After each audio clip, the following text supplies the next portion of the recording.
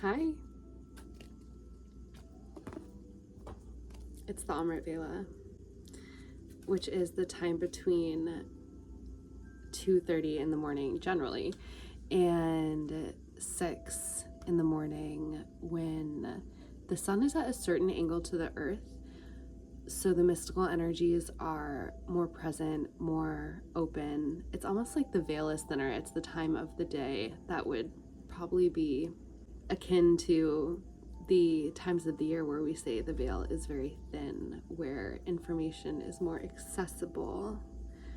And I just did some yoga and I'm like, why don't we just do a little Amrit Vela reading? Ooh, we got the Lovers. Oh my gosh. And then on the bottom we have Page of Cups. Literally classic, trying to get you guys some mystical messages. And we get the Lovers and the Page of Cups. We get Judgment. Something major is happening. It's something that maybe was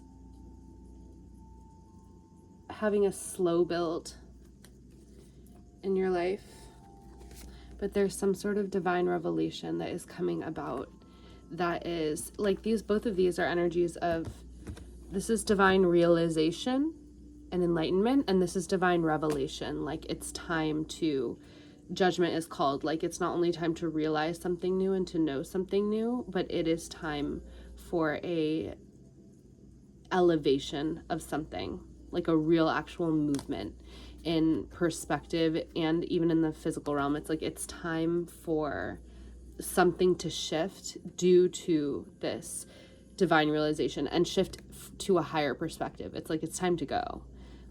This is literally the energy of like revelation. It's like no longer are we saying that one day there is going to be a fork in the road, but like you're at the fork in the road and something is calling you higher. And then the Lovers, it's both, I mean, for some of you it could be a romantic situation, and for others of you it's a choice. I'm feeling almost like perhaps you've been slowly making shifts in your life into like a new way of being, like a way of being that is more aligned with your true spiritual self, like your true soul, a way of living and embodying yourself that is more in alignment with you. And this doesn't have to do with your physical activities and exactly what you do day to day, but it's embodiment of a certain energy and like a certain disposition towards life. It's like you've been slowly, brick by brick, becoming a more aligned version of self, more diligent around your thoughts, the way that you see life, the way that you see others, the way that you show up energetically. Like brick by brick you've been building, and it's funny because it's like you're kind of just building back to who you truly are, but it's like you're building out in the third dimensional reality because your soul always had this purity, but to like actually infuse that into your third dimensional self and the way you show up and like your life on a day-to-day, from like habits to the way you actually like interact with people, to the way you interact with your job, to the way you interact with your reality. Like that is something that took kind of a slow build because, you know, we all grow up pre being fully conscious, and usually what we build out in terms of ourselves and our lives has so much more to do with all the programming we absorbed. And so like what we think we should do, or like based upon any sort of experiences we had that were out of our control, so on, so on. So it's almost like you've been rebuilding yourself to reflect your true self, rebuilding your life to be a reflection of your true self. And I'm getting that this like maybe rebuilding process, you've been in a version of it that has come about in the more recent years, months, etc., because of this divine revelation you had, maybe from some point in your life where you were put into a bit of a pause and you almost like had this remembrance of a deeper sense of who you truly are. And then so you kind of have just been on this journey of recreating, and it's like almost like now you're hitting this point where for some of you perhaps it is that you are being shown a cosmic mirror through some sort of partner, and you're having this realization around wanting to embrace a higher love, like a divine love, a love that is in itself divine revelation. That is something that elevates you and calls judgment on all parts of your soul to rise above and shed layers of your ego, but also realize your inherent perfection exactly as you are. And then for others of you, it's like this choice point where it's like you're ready to fully embrace your spiritual angelic nature. You're ready to fully take this to the next level, and essentially I'm getting like rise above any ego driven patterns that have kept you from like not fully embracing your most pure high vibrational self. And that doesn't mean that you have to like get rid of anything actually that you do in your life. This is a state of mind. This is like a choice to like finally embrace your godly state of mind. And we had one more card, didn't we? Oh, maybe that was it. Yeah, you guys, it's time to move forward. I was saying that judgment is like, it's this time where you're actually being called to move based upon a shift in perspective. You're either gonna go higher or you're gonna go in another direction. So it's like, then the chariot is a divine vessel that is going to bring you forward. So you're definitely charging towards a aligned pathway. You're definitely taking the higher road is what I'm getting. Yeah, I mean, it's actually crazy that we would get the Devils and the Lover, because they're kind of the opposite. They're both the energy of like union, but this is like coming into union with a way of thinking, a way of being that chains you, that ties you down. And most people think this looks like it's disguised as actually freedom, but in reality, these people are in chains.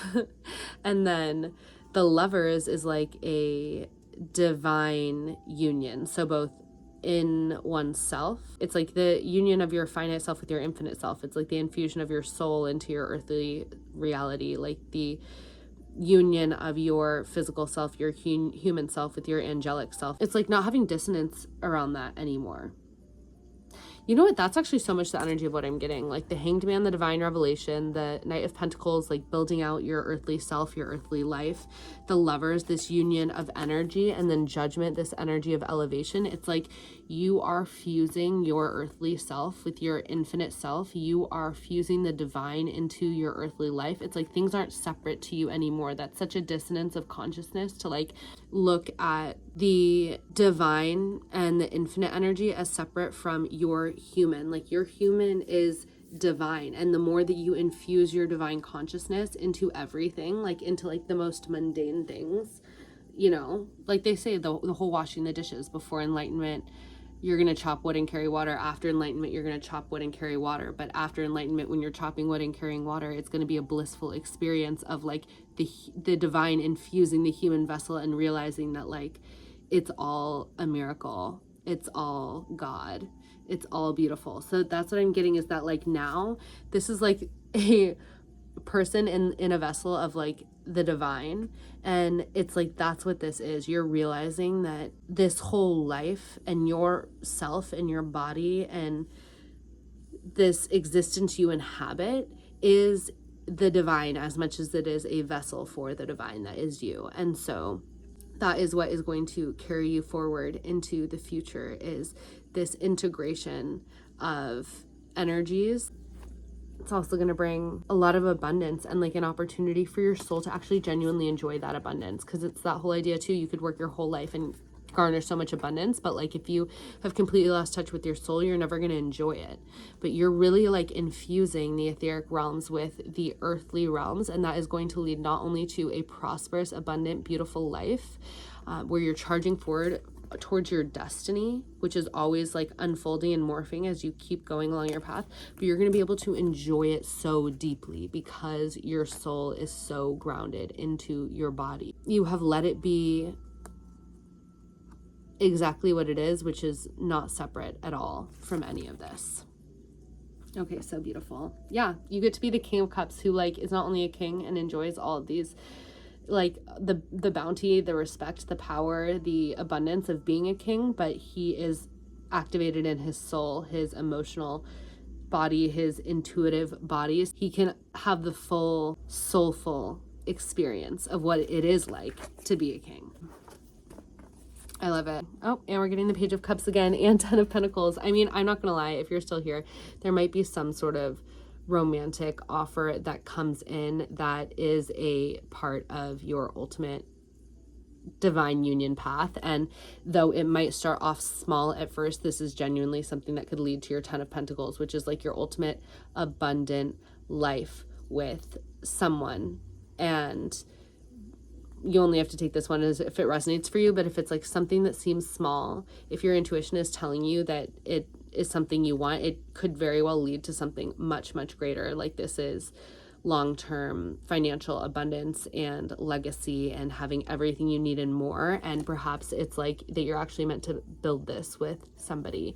And then on the bottom, we do still have the Devil. So it's like, just stay sharp and know that, especially like when unions are really like important, sometimes there are energies that try to mess with them. But I'm really sensing a new beginning for you in both your own experience of yourself and your own life, and then also in relationships, if that is relevant to you, because you are actually strong enough to hold so much more now. Like you're stronger enough to hold this next level of your destiny, and these things come in when we're ready so that we don't fuck them up. Okay, much love. I'll catch you on the next one.